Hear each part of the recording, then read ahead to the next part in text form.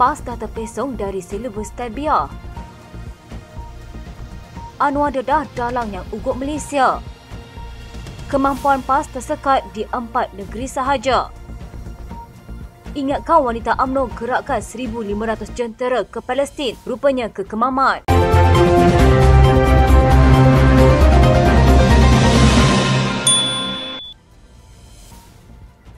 Perdana Menteri Datuk Seri Anwar Ibrahim mengingatkan rakyat agar tidak mempolitikkan konflik Palestin-Israel dan mengizinkan isu itu dijadikan alat untuk memecah belahkan keharmonian masyarakat di Malaysia.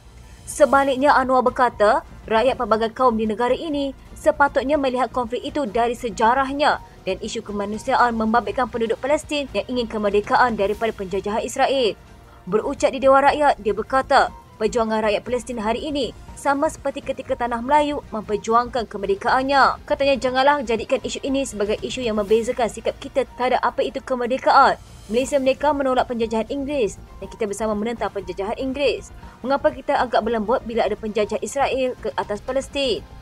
Anwar Pakatan Harapan Tambun berkata demikian ketika menjawab soalan yang dikemukakan oleh Suhaizan Kayat Pakatan Harapan Pulai semasa sesi waktu pertanyaan Perdana Menteri di Dewan Rakyat. Soalan Suhaizah berkisar tentang lawatan kerja Perdana Menteri ke Arab Saudi, Turki dan Mesir berhubung dengan serangan Israel ke atas rakyat Palestin di Gaza. Perdana Menteri turut menyamakan perjuangan rakyat Palestin dan Hamas dengan Nelson Mandela yang mengotai Kongres Nasional Afrika dalam memerangi apartheid di Afrika Selatan. Seperti Palestin hari ini, katanya ramai yang meragui perjuangan Mandela dan ANC menentang penindasan kulit putih ke atas masyarakat kulit hitam pada era itu.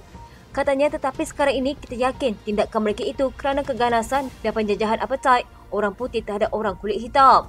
Menurut Anwar, pihak tertentu di negara ini turut mengkritik pendirian kerajaan dalam isu Palestin sebagai bercanggah dengan prinsip berkecuali Malaysia. Katanya, saya geser rakan-rakan kerana ada suara yang anggap kita keras dan bertentangan dengan sikap berkecuali, tetapi ia Malaysia menekung prinsip berkecuali.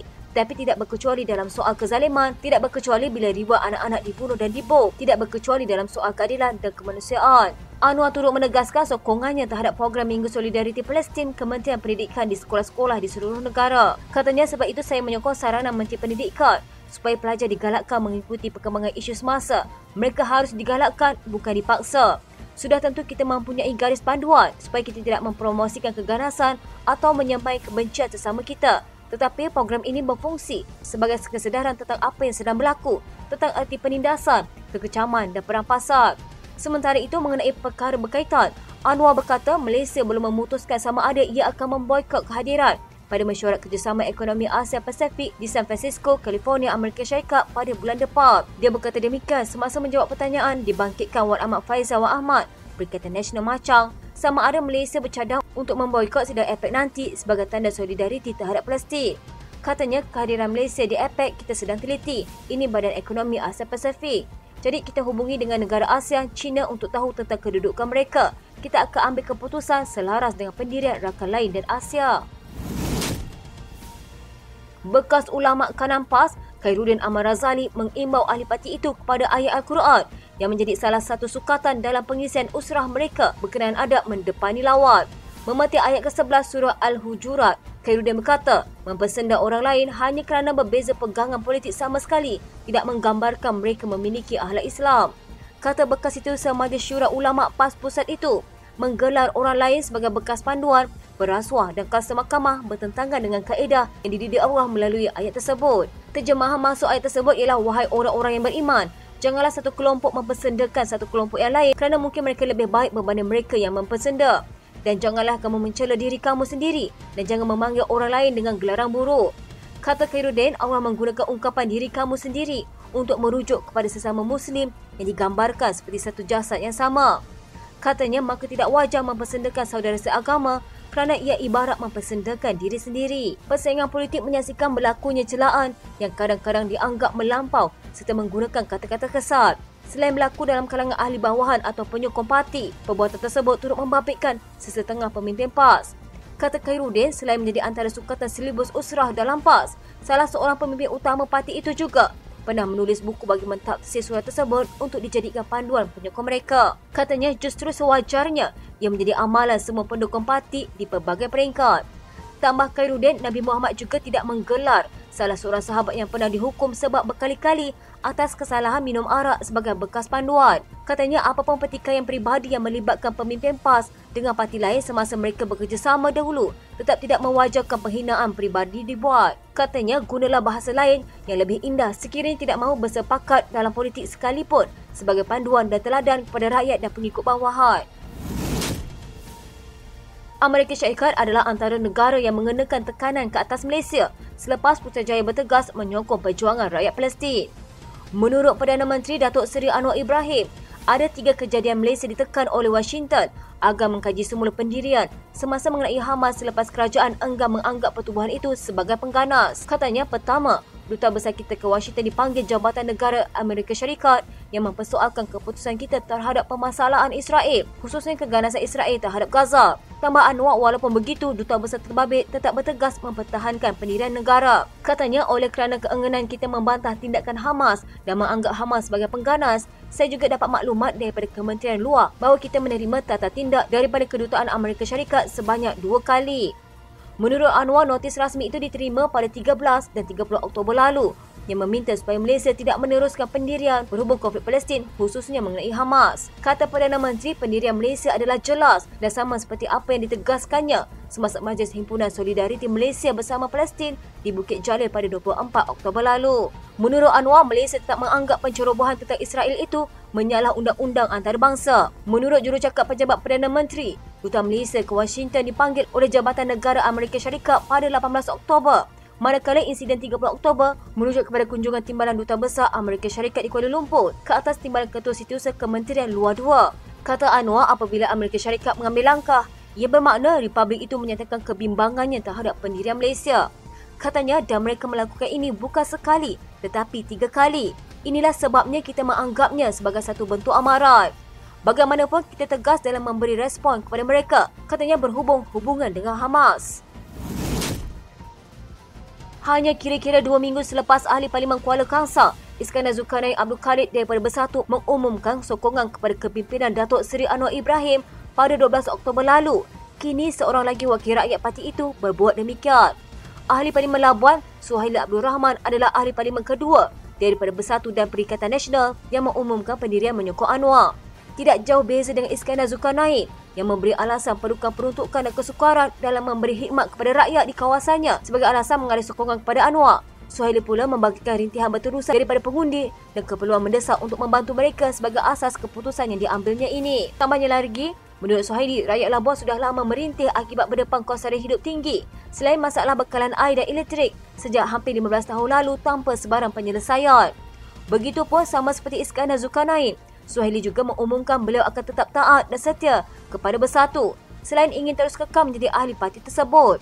Iskandar Zulkarnain sudah pun diberi surat tunjuk sebab dan dalam hal ini Suhaili bersedia berdepan apa jua risiko dan tindakan disiplin daripada Bersatu. Menoleh ke belakang, keputusan Suhaili ini sebenarnya bukanlah sesuatu yang amat mengejutkan.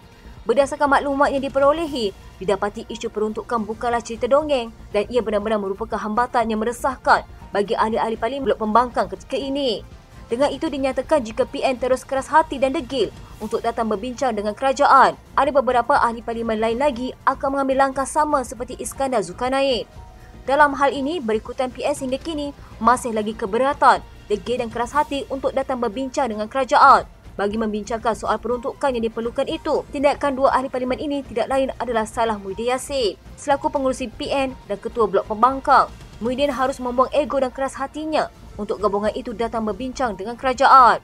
Demi kepentingan rakyat, beliau wajar mencontohi Anwar ketika mengotak PH dan menjadi Ketua Pembangkang telah sanggup datang bertemu Perdana Menteri pada waktu itu, Ismail Sabri Yaakob, sehingga wujudnya MOU antara kerajaan dan pembangkang. Ia kemudiannya disusuri dengan semua ahli parlimen pembangkang akhirnya diberikan peruntukan tahunan bagi kawasan masing-masing. Jika Muhyiddin rasa malu, cukup atas kapasitinya sebagai Ketua Blok Pembangkang untuk beliau membuat kenyataan media sahaja berkenaan dengannya dan kemudian biarlah Hamzah Zainuddin selaku Ketua Pembangkang mengadakan perbincangan dengan Fadilah Yusof, Timbalan Perdana Menteri yang telah diberi tugas oleh Anwar untuk menyelesaikan perkara tersebut.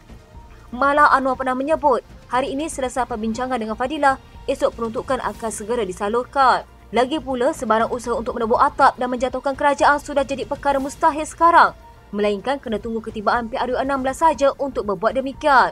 Namun, kenapa masih mahu diseksa ahli-ahli parlimen dengan kesengsaraan 4 tahun lagi mencalonkan kewajipan tanpa peruntukan? Atau Muhyiddin tidak kisah lagi melihat lebih ramai ahli parlimen PN bertindak seperti Kuala Kangsar dan Labuan selepas ini? Ahli Majlis Kerja Tertinggi UMNO, Datuk Muhammad Fuad Zakashi senada dengan pendapat Khairi Jamaluddin bahawa pemimpin PAS kurang terdedah di peringkat antarabangsa dan mesti keluar dari tempurung kerajaan empat negeri.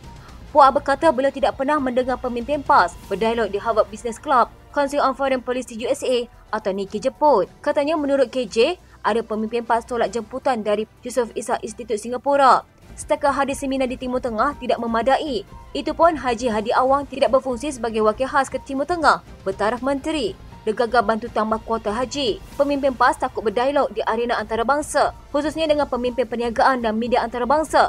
Kemampuan PAS tersekat di SG4 sahaja dan tidak cukup kemampuan untuk menjadi peneraju negara.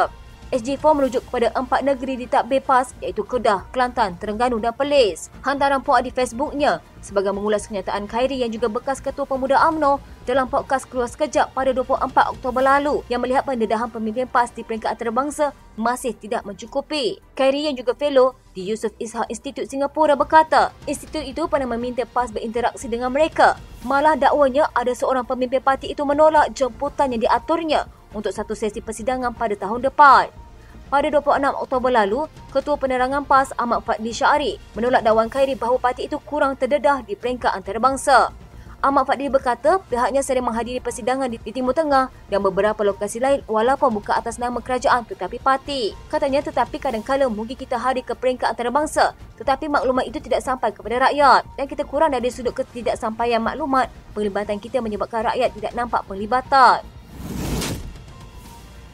Wanita UMNO mengaktifkan gerak kerja Jalinan Rakyat bagi membantu Barisan Nasional merampas kerusi Parlimen Kemaman daripada PAS pada pilihan raya kecil 2 Disember ini. Ahli Jawatankuasa Wanita UMNO Pusat, Tuan Puan Zaitun Mat Amin berkata, 1,500 ahli pergerakan itu termasuk jawatankuasa JR dari seluruh negeri akan berkampung di Kemaman sepanjang kempen PRK berkenaan. Katanya wanita UMNO negeri dan bahagian serta sayap Parti Pakatan Harapan sudah mengadakan beberapa siri perjumpaan dan gerak kerja termasuk menemui pengundi di Parlimen Kemaman. Katanya wanita UMNO, MCA dan MIC serta sayap parti daripada PH bertekad menggaras tugas atas semangat parti bagi membantu calon BN merampas Parlimen Kemaman pada PRK nanti. PRK Parlimen diadakan selepas Mahkamah Pilihan Raya membatalkan kemenangan penyandang kerusi alias Cik Hamid daripada PAS atas dakwaan berlaku unsur rasuah pada pilihan raya umum ke-15 November lalu. Mengenai calon yang akan dipertaruhkan BN, Zaitun yang juga Ketua Wanita UMNO Terengganu berkata, tanggungjawab pergerakan itu adalah membantu kemenangan BN, termasuk bertemu semua pengundi wanita di kerusi berkenaan tanpa mengira siapa calon mewakili parti. Katanya siapapun calon BN, kami sudah bersedia untuk menggerakkan jentera pilihan raya bagi memastikan kerusi Parlimen Kemaman yang dikuasai PAS sejak PRU 14 kembali ke pangkuan BN. Wanita UMNO juga memutuskan menggunakan sepenuhnya ahli serta jawatankuasa JR tempatan dalam kempen nanti. Sekian berita terkini di TV pada hari ini. Jangan lupa follow Facebook dan YouTube Deadline TV. Dapatkan info terkini di Facebook serta YouTube di TV.